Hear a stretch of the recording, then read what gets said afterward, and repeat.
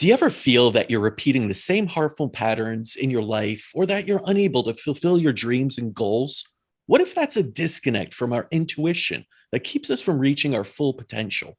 Our guest today is a globally recognized artist, and her work for the field of intuition is sought after for her insights into medicine, science, technology, sports, and many other highly competitive areas.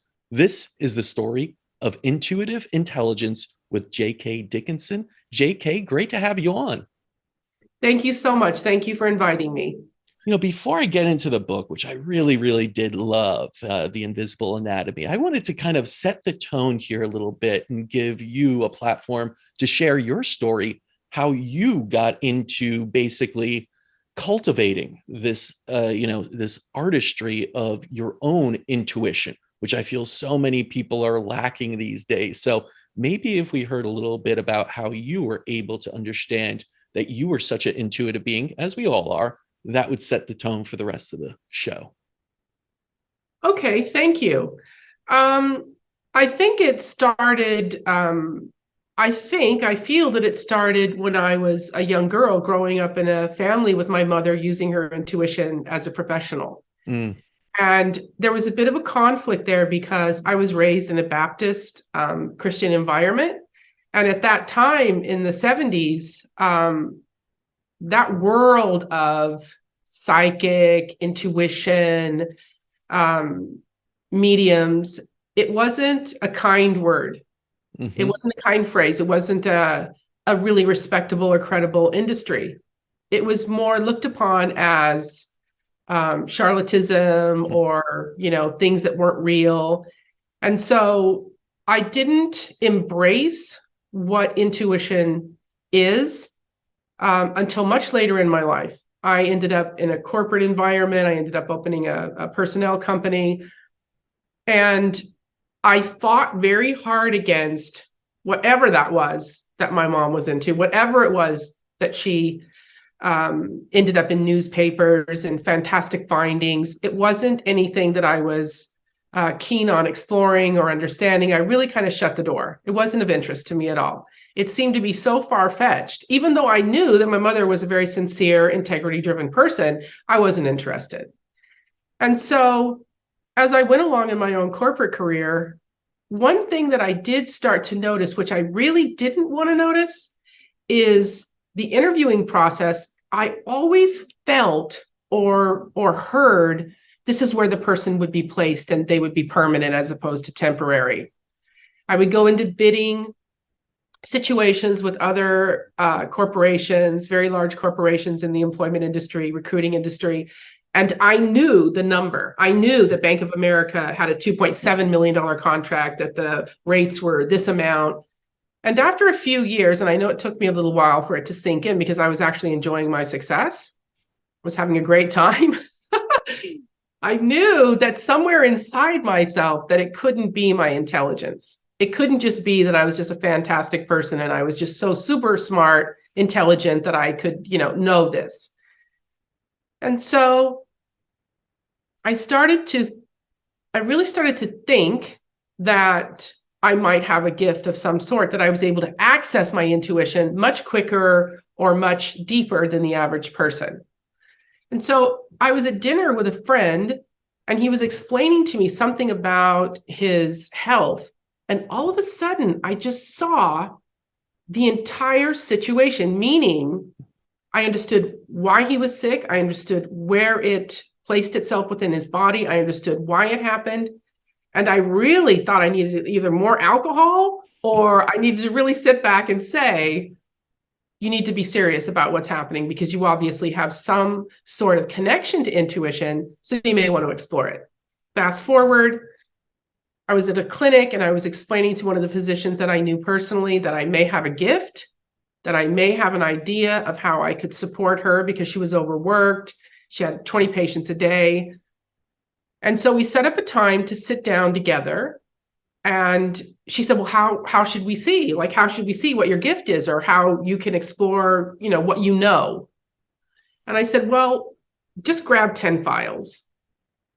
And she said, really? And I said, just grab them. Who knows? Like, I don't know, but let's try. And so she grabbed the files. We were sitting across from each other. And she said, okay, I'm just going to pick up one file. I said, okay, just say the person's name. And she said, okay. So she said the person's name. And then all of a sudden, I just started to, okay, she's this age. This is what she looks like. This is what you're treating her for. And we both just stared at each other like, what? And then I thought, okay, it's a fluke. It can't be real. Give me another one. Give me another one. So that 10 set of files ended up being 40. And it was just truly amazing to sit with her and allow myself to be very vulnerable to making any mistake. But fortunately or unfortunately, I didn't make one mistake, not one. And so I wasn't proud of myself. I just knew that I probably needed to take a different direction in my life because I was able to access information that the average person might not have been able to access. And so it changed my life. I was in my mid 30s and I kicked, screamed, fought the whole way. But I knew in medicine, this was the key for me. I wasn't going to be 1-800 psychic. I knew that in medicine, if I could prove myself, that I would be doing a service and I would be able to help other people understand that it's not, yes, I have intuition. Yes, I understand how to grow intuition. I understand how to shut the brain off. I understand how to only access feelings, thoughts. But I wanted to share with other people that first, we all have it. And that's a part of my book, The Invisible Anatomy. It's a sensory system that we're born with. Second, if I could help doctors and I really did have information, that it would also help them understand how to explore a deeper understanding of what the patient illness is. And so as a corporate person, then I was able to kind of access that part of my own self into making it a brand of a business in an industry that was credible. And that was really the bottom line for me, is that I was able to grow other professional individuals' understanding and learning about their own intuition in helping with patient care. And so that was 25, 28, 30 years ago. And that's it. You just wake up and you just say, listen, if you have it, you may as well use it. It's a great story of tapping into your gifts, tapping into what we were given. And, I do believe we all have that ability for intuition, just like we all have the ability to possibly, move our body. And some are very good at playing sports through their body and others aren't as good, but we all have that kind of core ability. But in the book, you talk about it a bit more. It's not just that gut feeling, that so many go into. You describe it much better as 5 components of this invisible anatomy, the name of the book. Can you go into those and how you went about kind of formulating this idea of the invisible anatomy? Okay. Yes. I guess how I was able to develop this theory of what I see, feel, and hear is over a course of 20 years of patient identification of imbalances. What I recognized in the first 10 years is a certain type of experience a person was exposed to would gather the energy of that experience in a certain part of the body, whether it's the brain, whether it's the visual area, the eyes, the heart, the stomach. The vagus nerve travels with neurons, okay? So the first thing that I learned with my intuition is that there are cells in the body that travel with information. It's really hard to understand if you don't have an ideology of what the inner working of the physical body is in terms of cells and what they're capable of. So it took me a long time to realize how it's gathered in certain sections of the body and then how certain diseases are associated with that. And so I just sat down after a few decades and I thought, I have to write it down. I have to formulate what it is that I see intuitively so that people can understand why some people are able to overcome challenges and some people aren't. I don't believe that unless you're extremely educated in the field of medicine or science, I don't think you think every morning, well, I'm not going to think that thought because my neurons are going to be transferring information and then I'm going to feel really bad, right?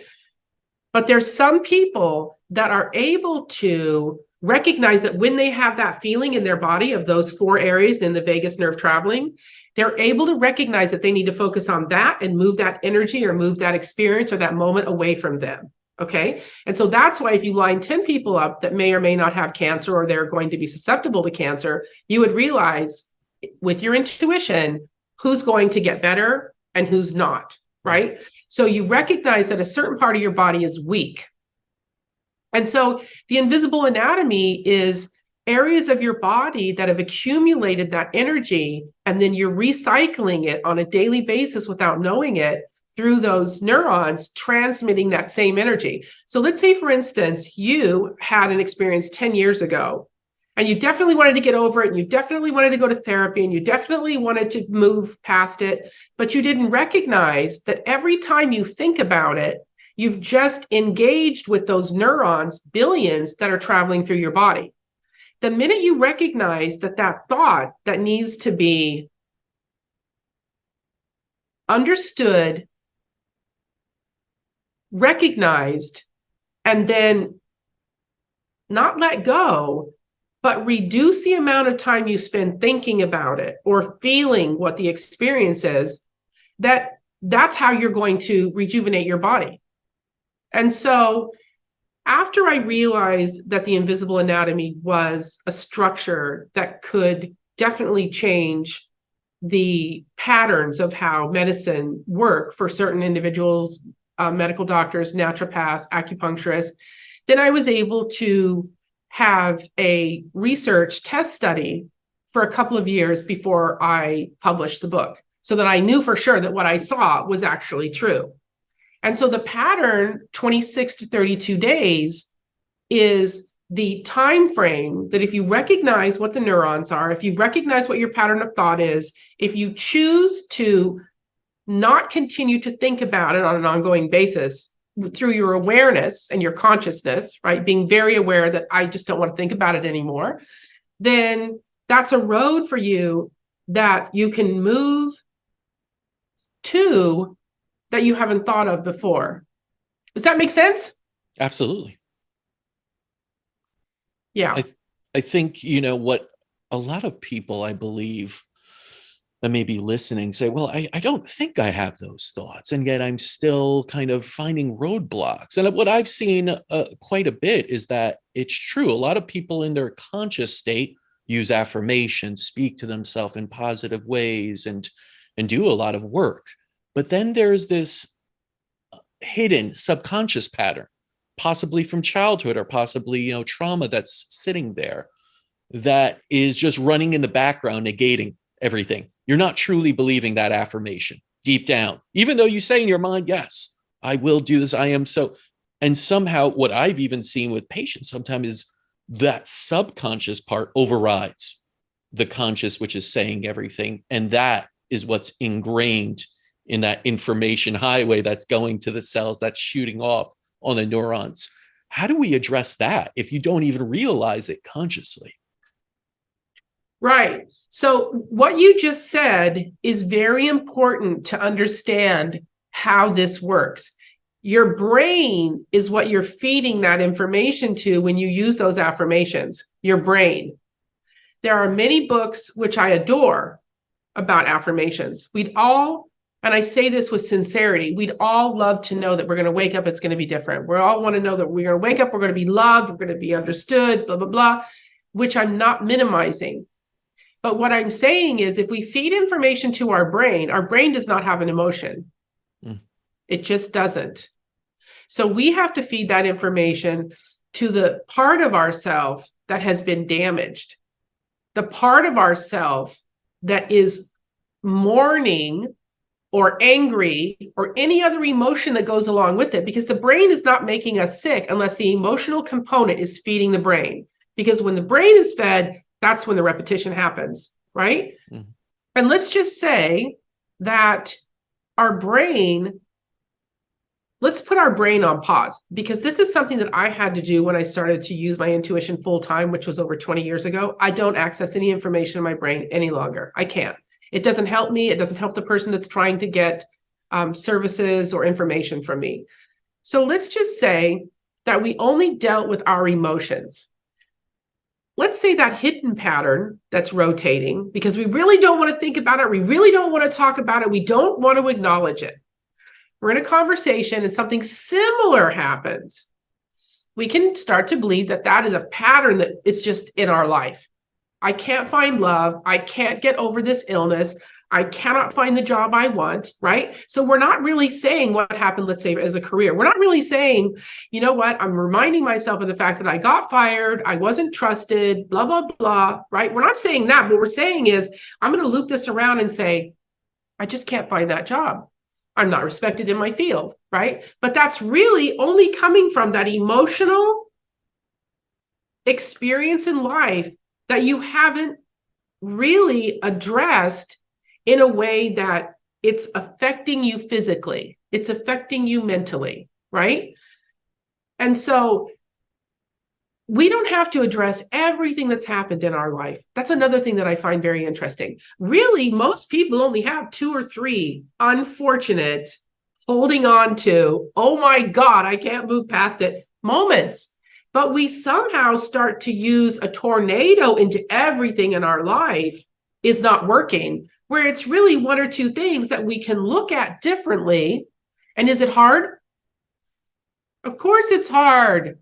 It's hard to be sick. It's hard to be imbalanced. It's hard to not have a wonderful life. It's hard to not enjoy life, have passion. I've had that happen in my own life. I'm actually using this book myself, because our patterns are sometimes, this is on a spiritual perspective, our patterns are sometimes things that we need to learn in life. We need to learn. We have come here to experience certain things.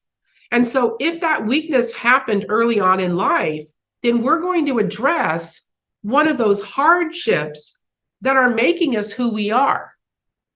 They have driven us to make certain choices in our life, right? And so, yeah. Yeah, a lot of what I took when I was, reading the book and learning about, the 5 components is it really is it seems that you're connecting a lot of that intuitive capability to the nervous system in general. And, one of the things you bring up, of course, is the importance of the vagus nerve, which right now is getting a lot of attention. The last 3 medical conventions I was at really honed in on this, hey, information superhighway. That's just, Wow. and I was like, oh, wow, this is cool because, it's important. We've been talking about the vagus nerve and how it's so critical to health overall, and understanding that, yes, a lot of information is in your body, but if it's not running correctly and not, sending the right information to right parts of the body, or something stopping that, then you're going to have dysfunction in the body and disease. But talk about how the vagus nerve is really so important and critical for intuition. Well, okay. The 3 main areas that I feel, based upon my experience, seeing, feeling, hearing, right? So the vagus nerve will transfer information, but also feelings. If you hear something, if someone's talking and you somehow sense that what you're hearing is not correct, then you're going to be identifying with the fact that you can hear through your intuition. Your intuition has a strength of hearing. Feeling, right? Where do we feel in our body? The heart. Our heart. And where do we sense in our body? We'll have our skin, right? Skin and our stomach. Stomach too. Right? The gut feeling. The gut feeling. The stomach has so many neurons that are attached to the entire vagus nerve, running up to the brain, running back down, running up to the brain. And our stomach is our center of self-confidence, self-esteem. That's why when we're talking to someone and they become uncomfortable, they're going to put their arms over their stomach or their heart. They don't do it intentionally. It's something that they're trying to protect, whatever the conversation is, with their feelings about it, right? And so seeing, feeling, and hearing, those are the areas of the body that are going to accumulate the senses of the intuition. And most often the heart and the stomach are the weakest areas of what we feel and what is connected to our ability to have self-confidence, self-awareness, self-esteem, right? Mm-hmm.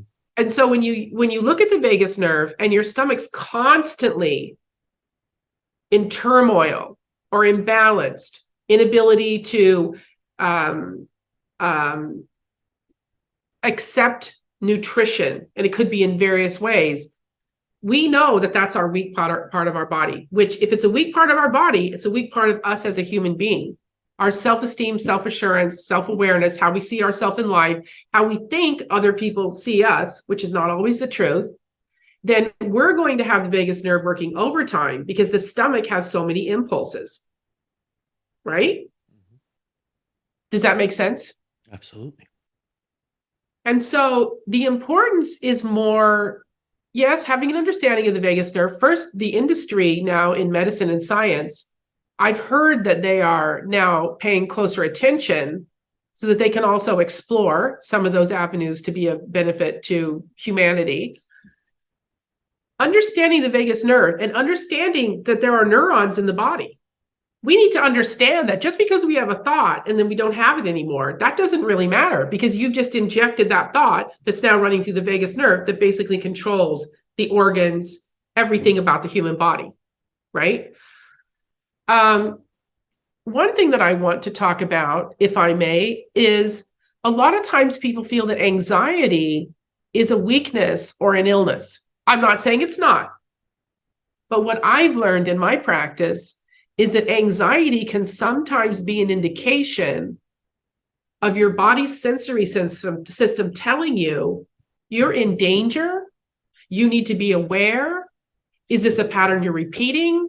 You need to pause, right? Whereas anxiety became such a monumental illness of mental health that I feel in the next 5 or 10 years, medicine is going to understand that at times people need to have their anxiety explored. Mm. Why do you have anxiety during certain situations? Why does your anxiety perhaps help you as opposed to hinder how you operate in life? I wanted to bring that up because I'm actually writing a book about anxiety and the sensory system. I think people need to realize that it's not always a weakness. It's your connection and you're feeling it differently because there's already a weakness in your body and it's going to send that adrenaline, which when you take a step back, it's better to look at the environment that you're operating in.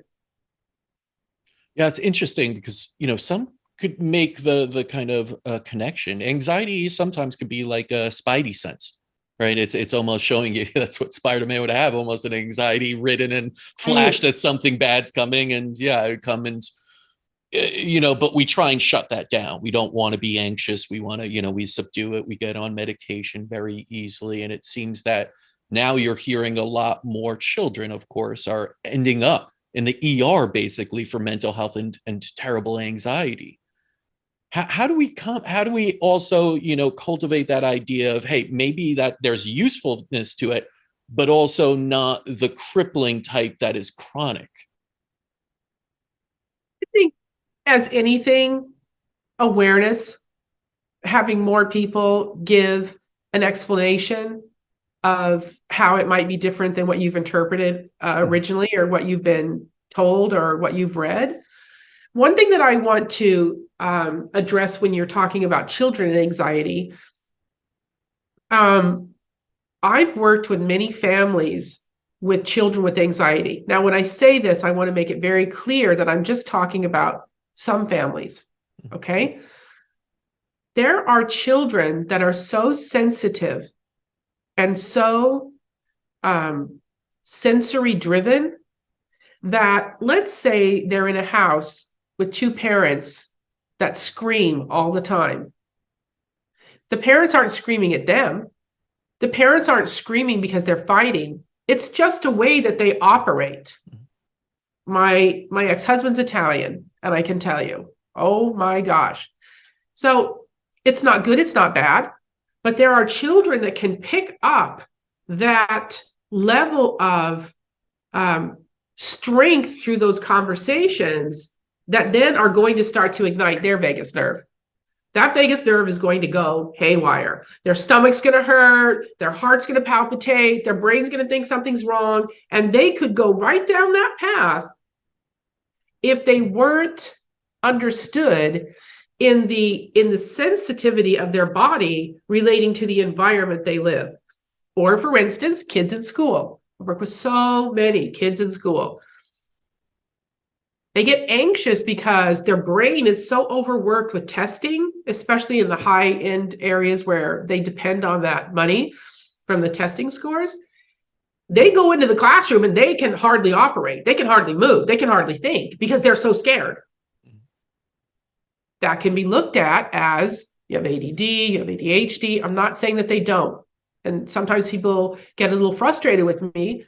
But the truth is, in my opinion, based on my work, there are so many different types of individuals, especially children, that are sensory operational, that it's a different idea of how they're feeling inside, that their sensory system, the invisible anatomy, is somewhat overstimulated. And so each person in their development, their study of moving forward with how they want to imprint with their family or their friends, their colleagues, is that we identify with each person as a whole. And we identify with what their sensitivities are, because you could line up 20 kids, which I have, and you can give them a volume test, really loud music, and there's some of them that just want to jam, and some of them that just, they cringe and want to run in the corner, right? So it's the same thing in their environment. So as we grow up as adults, we can look back and see where some of the anxiety came that may not be really directed towards what we thought all along. It could be something very different, because our sensory system is always on. But not everyone has a conversation or a challenge with their self-esteem, self-assurance. Not everyone is so emotionally driven that their heart is always sad, right? So it's very individual. And as you know, with your clinic, it's very individual how people move forward with whatever it is that they're feeling with their anxiety or their illness or their imbalance. Yeah, a lot of the book, I think, honors the authenticity and the truth of each individual, not trying to group everyone. And I truly appreciate that, because I think that's what medicine needs to do more of as a whole. It's not just lump us together by diagnosis and treat us all the same, but truly appreciate each person's unique individual characteristic traits and what led them either to disease or what lead them back to health. But if we're talking about children, and you know, you're talking about the wrong environment, let's say a very stressful, yelling environment, one with tons of technology that takes over the brain rather than stimulation of natural things, let's say, a child in the right environment, do you find them to be very intuitive? I actually find both. In the very aggressive, energetic, Okay. high stress environment, and a more varied environment, I find that children that have the sensory system that is relating to the stomach and the heart are very intuitive. Mm-hmm. They sense it all. Mm-hmm. And so their imbalance isn't necessarily coming from an illness. Their imbalance is coming from the vagus nerve feeding those neurons into certain parts of their body that are collapsing their ability to stay balanced, right? Yeah. I do notice that in environments that are more aggressive than a nervous system or a sensory system can take, which can sometimes be overloaded, I find that a lot of those kids later in life find that they are highly intuitive and that they actually have a lot of answers. Whereas the other type of child or teenager, they may have been able to develop their senses in a more calm environment, but it doesn't mean that they're necessarily ahead of the game. Intuition is a feeling that, and now I'm going to come into one part. Our spirit has to, in my opinion, live in this physical body. The strength of our spirit is going to pick up on the sensory system and either help the human being, help the individual balance itself out by hearing, seeing, feeling, or it's not. And that comes in with the strength of the human spirit. We're all different. We're driven differently. We're driven with our superpower, if you will, of where we're going in life. There are kids and teenagers and young adults. They don't care. They don't care if they're living in a trash can. They're going, and that's where they're going, and that's it, right? And so that's a very individual topic, and that is that the human spirit is inside this physical body addressing the sensory system. Knowing that we all have intuition, but knowing that we all also are driven by ego, by desire, by other things. And I think we're living in a world now more than ever where we have social media technology in our hand that makes us a little bit more ego driven, jealous of other things we see, wanting more materialistic things. How do we decipher intuition from the ego that is more mind talk and chatter, that I want this, I want to go, live on an island and take pretty pictures all the time, versus something more of an intuition that may be more purpose driven? But I do feel people get mixed up and then they get confused by what is truth and what is falsehood. Well, I've never been asked that question. Again, I think it really comes back to what drives us all as human beings. I think that there are people that are going to be driven by material living because that is a part of their human spirit. They want all that. And that's a human spirit choice, right? His Holiness the Dalai Lama chose to, I bring him up because he had a choice. He travels, he makes an enormous amount of money for his cause, and he could go back and fight for his country. Now, this is a controversial subject, and I understand that, but I'm going to make a point. He chose not to. He has the wherewithal to do that, but he's making a choice to speak on a global stage of what peace means, of what living with humanity means, of what turning your back to controversy and then just enjoying the spirit life that you have been given in this lifetime, right? I use him as an example because how he sees life is something that I've learned myself through him. Because we can all be, especially A-type personalities, we can all be driven to do it all. But what do we get at the end? What's our end game? And after we've learned what that looks like to have all of those goodies, where are we inside? What are the memories we're going to take with us after this lifetime? What are they? So His Holiness the Dalai Lama teaches us that life can be a beautiful experience with pain, with hope, with disaster, with anything that comes around, because it's going to happen anyway, regardless of what choice we're making in our life with our decisions. But why not have every moment of this lifetime matter to ourselves and those we love, to ourselves and those that we care about, and those that we can teach based upon our position in life? And so I use that as an example because it's an extreme example, but he could have went either way. But why? Because the evolution of who we are as human beings, we're either going to be driven by certain things or we're not. And it's either way, humanity or materialistic living. Do you feel like that's part of the problem why a lot of people are unhealthy right now? They're not finding purpose in their life. They're not finding meaning. Absolutely. And then they kind of disconnect, in a sense, disconnect their intuition of even what do I want to do, and maybe don't even ask those questions. I find personally that way too many people don't sit with themselves and be introspective and ask questions. They reach for their phone to answer everything. Other people, I get it all the time. Lots of people just reach out to me randomly. What should I do? I don't even know them. I've never seen them in my life. And that kind of a question comes across of, hey, I'm dealing with this and this. What should I do? And it's like, what do you feel you should do? And they can't answer that somehow. Do you feel like that's it? A lot of people have to just sit there and kind of just get in touch with themselves more and just be silent and go into the woods and forest bathe and be alone? Is that part of the answer of what, we face as a challenge as a society right now? I do.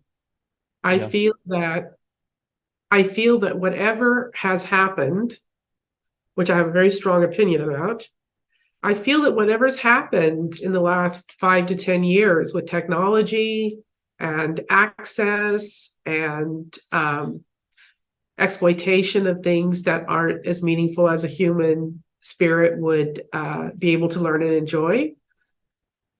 I feel like there are many people that run away from making choices and decisions, living the way that they may want to live, but they don't know how to live. And I don't know that the generations in the past 10 to 20 years, because they've been very busy running up that rat trap, I call it, running up to that hill that there's nothing to see when you get there. I feel like it's not been, the education isn't there, that there is something other than gaining things, running, not being emotionally present. I think that there is a way that we've decided that the humanity of life and the spirit that lives within us doesn't really matter.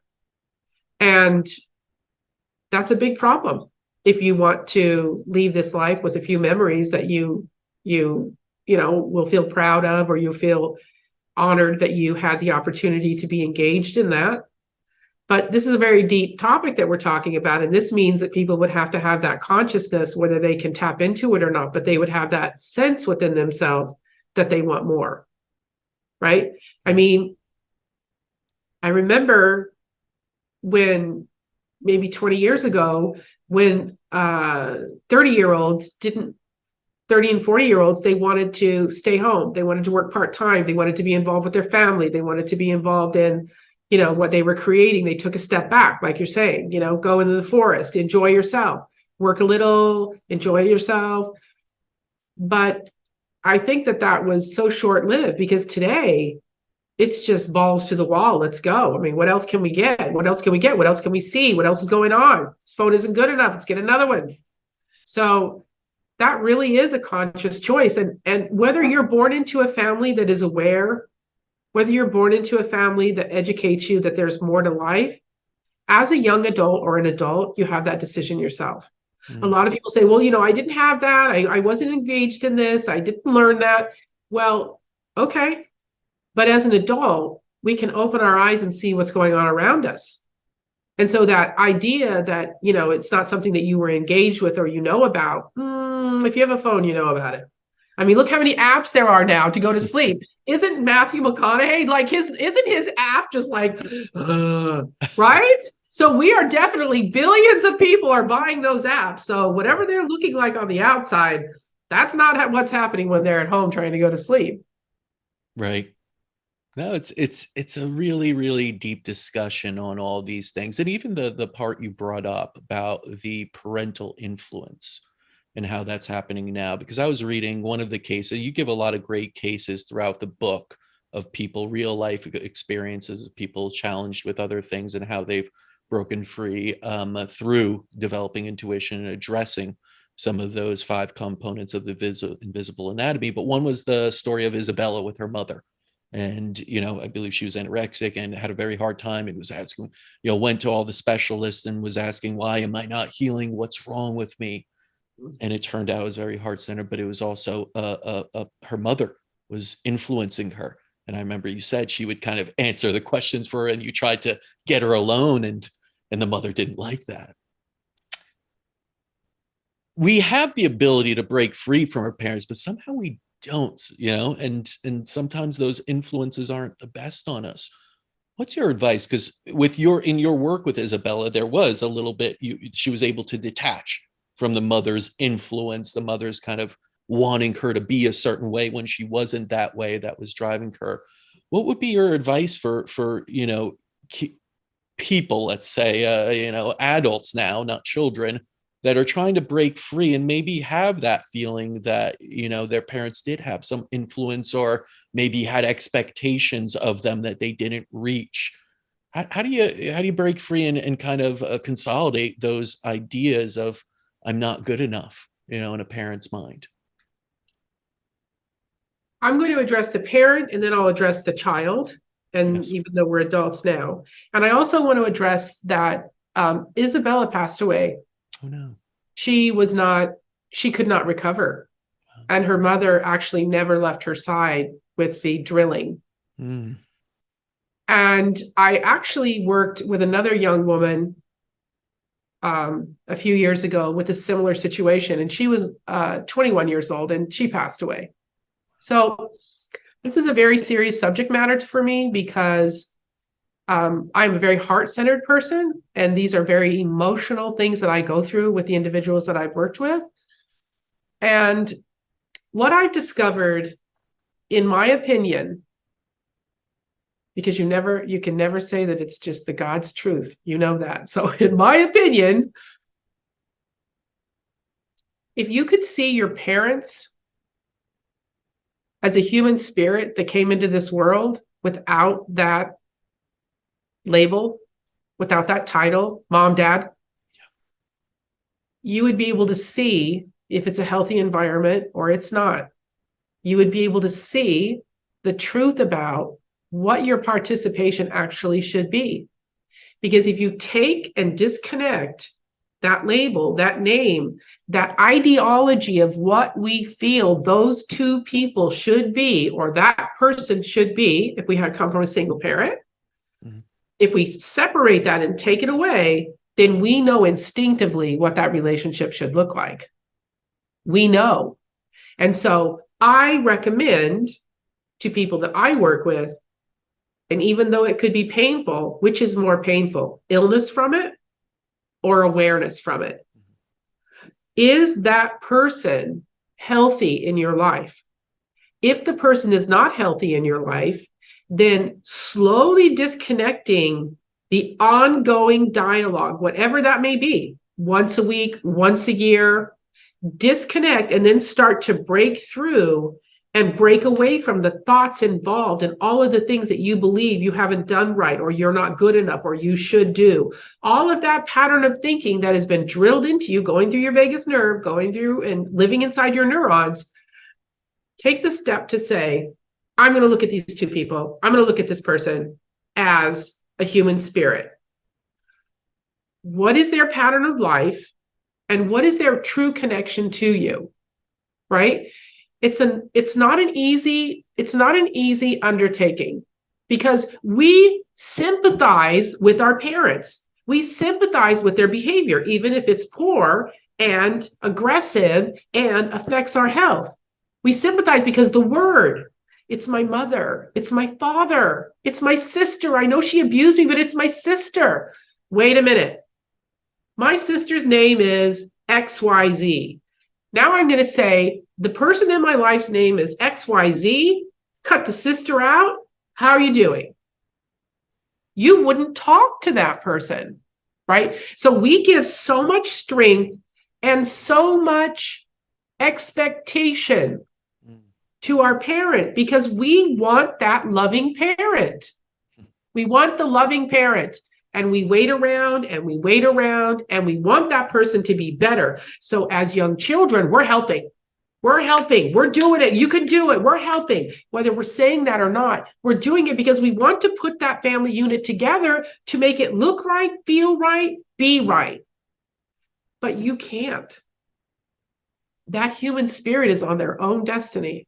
They're making their own choices and decisions. And whatever they're doing, it's all about them. And that's the thing that I think people don't understand is we cannot force someone to be better. They're who they are. And who is the person that makes a choice or decision on how to interact in that environment? It's us. Yes, exactly. Did that help with the answer? Oh, absolutely. And I think you intuitively felt my next question on it, because it was about expectation. So many of us have these expectations of what our parents should be, and not the realistic outcome, or understanding that our parents are people who have their own challenges, are not perfect, also had parents that probably were, did things that may have screwed them up a bit, and they're trying their best. But what I appreciated in the book is talking about the expectation energy as something that can destroy hope, happiness, health. Can you go into that? Because I feel like that is a big part of why so many of us are unhappy. We have expectations in life, in outcomes, in people around us that we don't meet those expectations. And then we become dejected, we fall, below, we get depressed. So talk about expectation energy as one of these kind of three negative energies in a sense, and what we can do to turn that around or release our expectations altogether. Okay. And I'm also going to separate it out to where we have expectations and we have expectations made for us and to us, yeah, right? On us. Yeah. So we have two separate things that we're working with. Well, I've had to learn this the hard way, if I can be honest with you. I've had to learn this the hard way, especially with my first child, because I had expectations of what I wanted that to look like, meaning what her life should look like. Now, I said should. I shouldn't have said that, but that's a very natural thing for me. So when I talk about these things, I am in my own life working through it, even today. And this is what I'm talking about with awareness. Even though we know that we shouldn't have expectations, we may, and it may take years to stay in awareness every day with that person that we love or that we want to have a relationship with, right? So the expectation of what I'll use my daughter as an example, the expectation that I had of her growing up, I want you to speak 3 languages. I want you to be at the best school. I want you, right. Now, why is that? I don't know, because I think it's important. She didn't want to learn Japanese. She didn't want to learn French. She did go to the lessons. She did go to the tutor. She did have a tutor. She did it. But the engagement that we had together over it wasn't happy. It wasn't happy. And so what I learned with my second child is, you don't want to learn Italian? That's fine. Because, right? So expectation from my perspective is when we expect something out of someone that we care for or love or respect or admire, we have just knocked them down because we're not staying in what they want.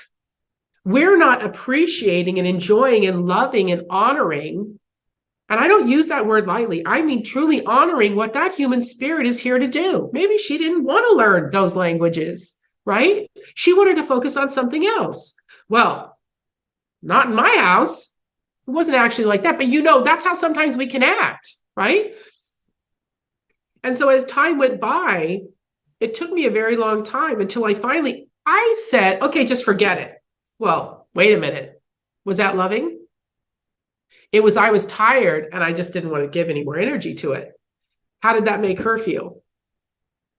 That she wasn't capable, that she wasn't good enough, right? And I'm using my own family as an example because it's so often that we want to make it seem as though we're perfect or that we've done everything right. And that's why we can talk about it, in a book or in an environment or a workshop. The fact is, the minute that I decided that she was okay, the joy that she had in her face, the fun that we had, the humor we had, the love that was different because it was from my heart to her heart and she was okay, it changed the dynamic. It also changed the way she lives her life with her child. It changed the dynamic with how I raised my son.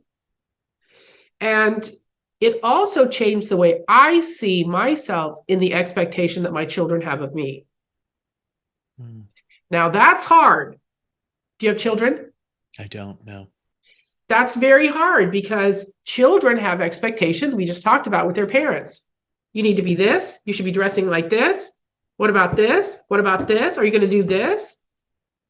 I was so overwhelmed with trying to jump through all those hoops to be whatever that was with their imagination of what it was going to be like to be perfect. And so I had the double-edged sword. And until I stopped my expectation, now, I didn't say just do whatever the hell you want. Oh, no. But I did loosen the reins to understand what they are like as human beings so that I could then support them in a loving way, in an openness, that they felt like, oh my God, my mom's on board, right? I had to say the same to them, but it took years. Please don't say that to me. Please don't make it seem as though I'm not doing the right job or I'm not capable. I mean, that's the worst thing you can feel, is that your child thinks that you're not capable, right? And so hope, health, happiness, the expectation, this is the part that's very important. The expectation for us is that we lose out on seeing that person for who they really are and enjoying those memories in life.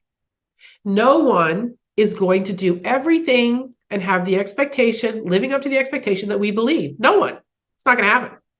Not even ourselves, because we fall down. So the sooner that we realize that the expectation should be reduced and then relieved altogether, we will then not have imbalances in our own self, and we will not create imbalances within their selves. Yeah, it It's sounds. dangerous. Oh, it is. And I feel like many of us live with such high, not even hopes, I should, but these expectations of Yes. what life will be. Well, and it seems that that comes from a state and a conscious level of desire, of something a little bit lower, where if we elevated that to just unconditional love, to this openness of whatever happens, happens, say la vie, and just Yes. living that way, will be much happier. And anything that comes to us will be more in alignment with us, and we'll be very gracious with it, with our lives. And it won't feel so, I think, abrupt and kind of against the stream, like you're all swimming uphill with this. And the expectation was this: I'm not here yet. Oh no. As opposed to, I think it's a wonderful thing to just live your life kind of free. Sometimes we say people like that are just lost and don't have, a plan for themselves. I mean, everyone, even with a plan, usually doesn't go according to it. You could have goals, right? That's different than expectations, I believe. Absolutely. Exactly. And you can see the look on someone's face when we've let them down or they've let us down. It's painful, and it causes illness. It causes us to not want to go down whatever road that was, because we're in fear now that we're not going to be accepted. We're not going to be loved. We're not going to be cared for. And what are we hurrying for? I mean, we talked about that earlier with the technology. It's like instant. It's a way of life that you choose or you reject. You live in consciousness, you live in awareness, you live in a way that you can enjoy your environment without the expectation, or you don't. And the ones that don't, I think, are much more prevalent than the ones that do. Because illness wouldn't be in the billions if it were the other way. This is true. And trending in the wrong way still. Yeah, and the expectation is the stomach. It's the stomach and the heart, right? Because we're not good enough. And in your business, I'm sure you know just the level of what degree, and this I'll just touch on and then we don't need to discuss it. The level of medication in the United States for blood pressure, anxiety, bipolar is astronomical. Mm-hmm. And then the medication for ADD and ADHD for young children. It's just unheard of, right? So for some reason, whether it's family, career, illness, whatever it might be, there is a magnitude of imbalance that is not being addressed with awareness and consciousness and understanding your sensory system so that you can navigate on your own and try to break free from whatever is causing you high blood pressure, causing you anxiety, causing your mind. The bipolar, from what I understood with my practice of 20 years, I could see a person that had so much emotional charge that the mental capacity to handle the emotions collapsed. So let's just say the vagus nerve is running, and all of a sudden, one more thing happened emotionally to that person. It's almost like those neurons popped. They just, hundreds of thousands just disintegrated. And so then the brain was not able to keep up with the emotions, right? So if we're able to access our sensory system and understand what it is, what we're capable of, how we were brought into this lifetime, we're able then to have control of how the sensory system is working when we start to feel uneasy.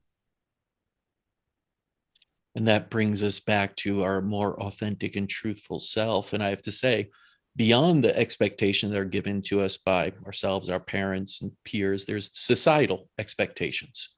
And I think part of that, you kind of, at the end of the book, you gave a very good case of that, of a young boy who fought authority, who challenged the status quo, and really pushed a lot of buttons in some people. And that person turned out to be Albert Einstein. One of the greatest minds, and he truly sought the truth and was his authentic self. Kind of wild, eccentric guy, as we've seen posters and this and that with the hair. And he's wearing the same jacket. Yes. How do we step into our truth and still live within a society that doesn't maybe reject us? Especially, I'm saying, for younger people, we want to be accepted so badly, but in doing so, we give up a lot of our authenticity. How do we kind of bridge the gap and not saying, hey, I'm just going to go live off in the woods by myself to be authentic because everyone here in society is thinking I'm crazy, and still find balance and build relationships when I have to say the societal pressures are so strong of what we're expected to do? Something that I talk about with some of my colleagues is that we must find the environment that fits for us. We, as you said, swimming up the stream, we have to stop pushing so hard to fit in. We have to find the environment with our purpose, with our friends, with our hopes and dreams, our passion. We have to find that. Mm-hmm. We have to find that environment. We don't push other people to live within our reality. And that's where some people have a conflict with what I think or what I feel. And that is because they want to push it. They've got to do it this way. People need to respect them. Oh God, why?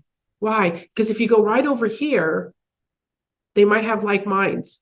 They might be more open. Right? A friend of mine just took a job with a different company. She works for a very large organization globally. And the prestige of working at that company is just, it's just, you've arrived. Mm-hmm. And she had cancer twice.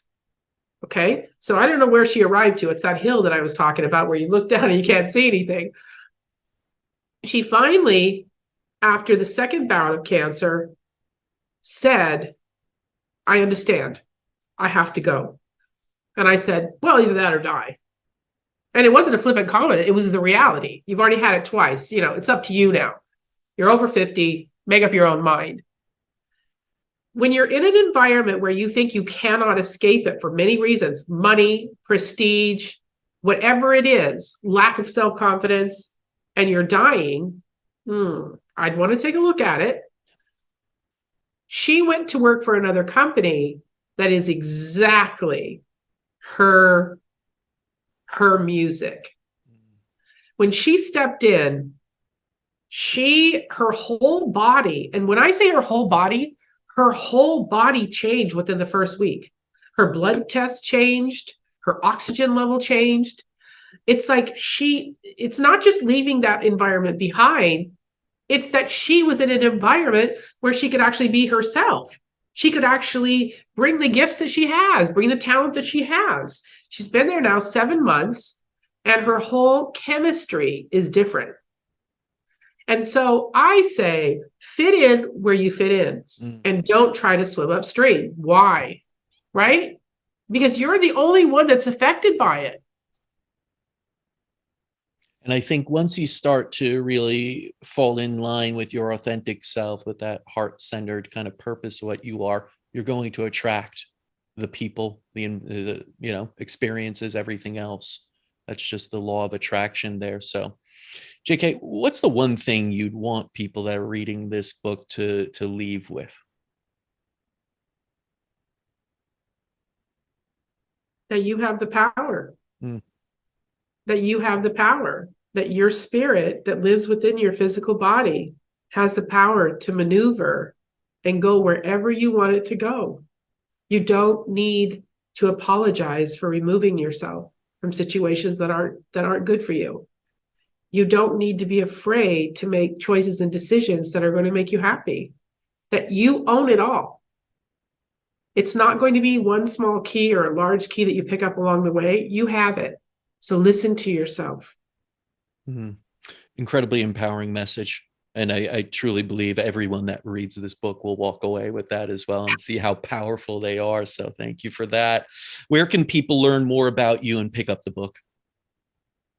My website is jk-dickinson.com.